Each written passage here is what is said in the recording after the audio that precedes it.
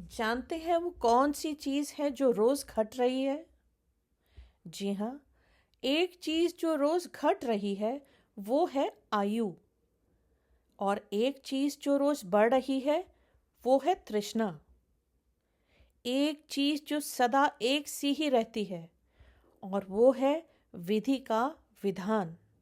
हम में से कोई भी विधि के विधान को कभी बदल नहीं सकता। एक सुखद जीवन जीने के लिए दिमाग में सत्यता, होठों पर प्रसन्नता और हृदय में पवित्रता का होना बहुत ज़रूरी है। जिसका मन मस्त है उसी के पास समस्त है। जय श्री राधे कृष्णा। मैं सीमा भसीन आज आप सभी के लिए दो बहुत ही खूबसूरत प्रसंग लेकर उपस्थित हुई हूँ। चलिए मैं आपसे पूछना चाहती हूँ, क्या आप सब लोग जानते हैं कि भारत का पिता कहलाने वाली कौन सी इकलौती नदी है? और दूसरा प्रश्न है कि कौन से ऋषि कहलाए जाते हैं भाग्य के पिता? क्या आप सभी को इनका उत्तर मालूम है? हमारे दोनों प्रसंग इन्हीं पर आधारित हैं। तो चलिए शुरू करते हैं।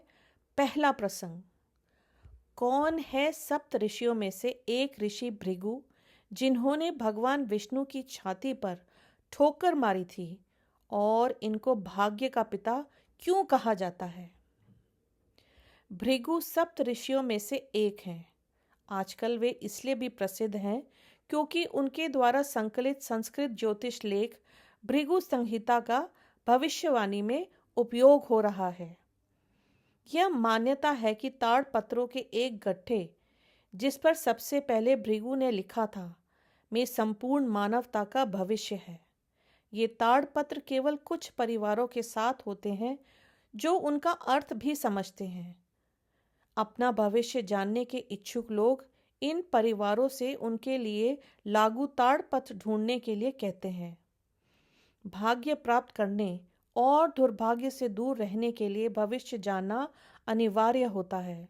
इसलिए भृगु को भाग्य के देवता और लक्ष्मी यानी कि भाग्य की देवी को उनकी पुत्री अर्थात भार्गवी कहा जाता है। भृगु अति सम्मानित ऋषि हैं। लेकिन प्रश्न ये है कि कौन है ऋषि भृगु? भृगु का हिंदू ग्रंथों में कई संदर्भों में लगातार उल्लेख हुआ है। कहते हैं कि वे ही अग्नि के देवताओं से मानवता तक ले आए थे। एक बार एक असुर ने उनकी एक पत्नी पुलोमा का अपहरण कर लिया। अपहरण के समय उनका पुत्र च्यवन पुलोमा के गर्भ से बाहर फिसल गया। इस शिशु की महिमा से असुर की मृत्यु हुई। अग्निदेव पुलोमा की रक्षा के प्रति उत्तरदायी थे, जिस कारण भृगु ने उन्हें अपहरण के लिए दोषी ठहराया। भृगु ने उन्हें श्राप दिया कि तब से अग्निदेव सभी कुछ नष्ट करेंगे, चाहे वह शुद्ध हो या मलिन। च्यवन और उनकी पत्नी आरुषि का पुत्र औरव था। उनकी कुटिया पर क्षत्रियों के आक्रमण के समय औरव अपनी मां के गर्भ से फिसलकर बाहर आ गया। वह भी क्षत्रियों को नष्ट कर सकता था, लेकिन भृगु ने उनसे यह करने से रोक दिया। इसलिए औरव ने अपने क्रोध को अश्व का रूप दे दिया। मुंह से अग्नि उगलने वाला यह अश्व समुद्र में जा गिरा। इस अश्व के श्वेत ने समुद्र को खारा कर दिया और समुद्र के ऊपर कोहरे का निर्माण हुआ। अपनी पत्नी ख्याति के साथ भृगु को मरकंड नामक पुत्र हुआ। कहते हैं कि मरकंड ने कमल के पौधे के रेशे से विश्व का सबसे पहला कपड़ा बुना था। इसीलिए उन्हें बुनकर समुदाय का पिता माना जाता है। भृगु की एक और पत्नी काव्य माता थी और उन्होंने शुक्राचार्य को जन्म दिया। एक दिन असुर काव्य माता के पीछे छुप गए। असुरों को पकड़ने के लिए विष्णु ने काव्य माता का सिर काट दिया। इसके लिए शुक्राचार्य ने विष्णु को श्राप दिया कि वे परशुराम राम और कृष्ण के रूप में 3 बार मनुष्य बनकर जन्म लेंगे। भृगु से भार्गव वंश उत्पन्न हुआ, जिसकी क्षत्रियों से कई बार लड़ाइयां हुई। परशुराम जो भार्गव वंश के थे को भार्गव राम कहा जाता था। उन्होंने क्षत्रियों के कई कुलों का वध किया। राम को धर्म की पुनः स्थापना करते हुए देखने के बाद ही परशुराम ने यह काम रोका। इस प्रकार भृगु विष्णु और धर्म को पृथ्वी पर लाने से जुड़े हैं। भृगु को लेकर सबसे प्रसिद्ध कथा विष्णु जी से ही जुड़ी है। विष्णु वैकुंठ में सोए हुए थे, इसलिए भृगु ने उन्हें उठाने हेतु उनकी छाती के दाहिनी ओर ठोकर मारी। उठते ही विष्णु ने भृगु से क्षमा मांगी और भृगु ने उन्हें बताया कि उन्होंने अराजकता के जगह धर्म को लाने हेतु पृथ्वी पर अवतरित होना होगा।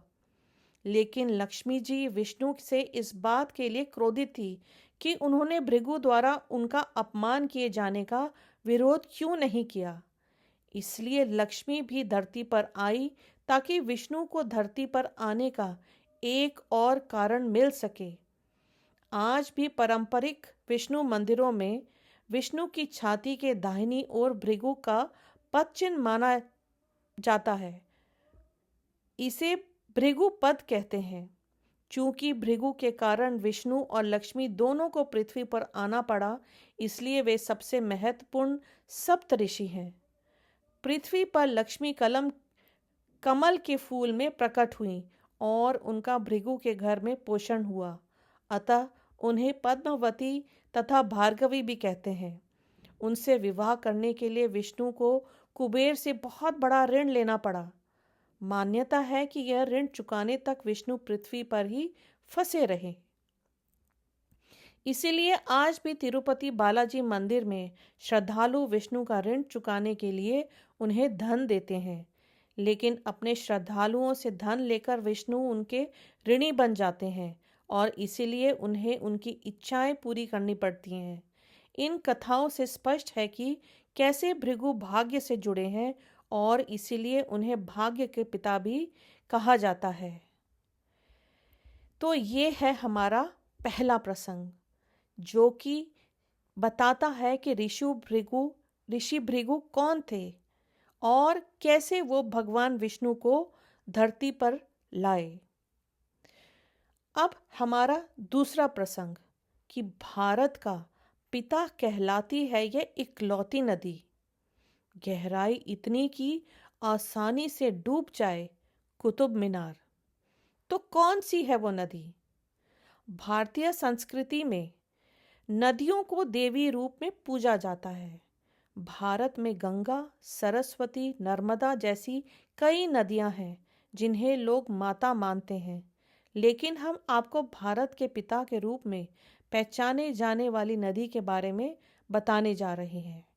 जी हाँ, भारत में एकमात्र ऐसी नदी है जिसे पुरुष नदी यानी भारत का पिता कहा जाता है। ब्रह्मपुत्र के नाम से जानी जाती है ये नदी। हम बात कर रहे हैं ब्रह्मपुत्र नदी की। ब्रह्मपुत्र नदी पर कई पौराणिक कथाएं हैं।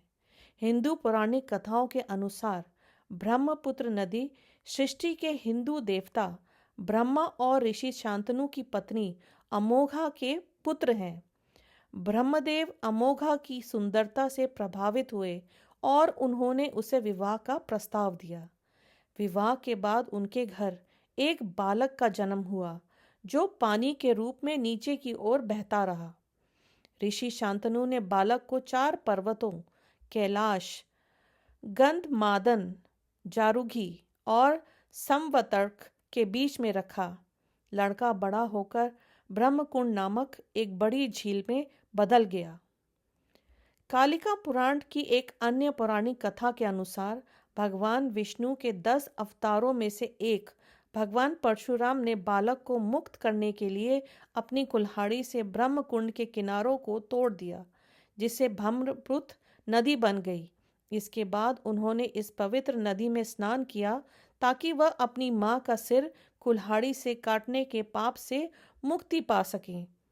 भारत की सबसे गहरी नदी है ब्रह्मपुत्र नदी। अन्य नदियों के विपरीत जिन्हें माँ के रूप में पूजा जाता है, वही ब्रह्मपुत्र को एक पुरुष नदी माना जाता है। पूर्वोत्तर राज्य असम में बहने वाली इस नदी की पूजा हिंदुओं के अलावा बौद्ध और जैन धर्म के लोग भी करते हैं। तिब्बत में ब्रह्मपुत्र नदी को सांपो, अरुणाचल प्रदेश में डिंग और बांग्लादेश में जमुना के नाम से पहचाना जाता है। भारत की सबसे गहरी और चौड़ी इस नदी की गहराई 140 मीटर है, जो मानसरोवर झील के पास कैलाश श्रेणी के चेमांडूडुंग हिमनद से निकलती है। 2900 किलोमीटर लंबी इस नदी का सबसे गहरा पॉइंट असम के तिनसुकिया में पड़ता है, जबकि इसका उद्गम स्थल हिमालय के उत्तर में तिब्बत के पुरंग जिले में स्थित मानसरोवर झील है। तो कैसी लगी आपको मेरी ये प्रस्तुति? मैं आपसे एक सवाल और जानना चाहती हूँ कि अगर आप किसी विषय में मुझसे सुनना चाहते हैं या आप किसी भगवान के बारे में कोई सा प्रसंग या उल्लेख सुनना चाहते हैं, तो प्लीज़ मुझे कमेंट बॉक्स में ज़रूर लिखें। आपको मेरी ये प्रस्तुति कैसे लगती है, ये भी मैं जानने के लिए उत्सुक हूँ। अगर आपको मेरे ये दोनों प्रसंग पसंद आए हों, तो प्लीज़ इसे अपने दोस्तों के साथ और रिश्तेदारों के साथ शेयर करना ना भूलें। सब्सक्राइब ज़रूर करिए। धन्यवाद।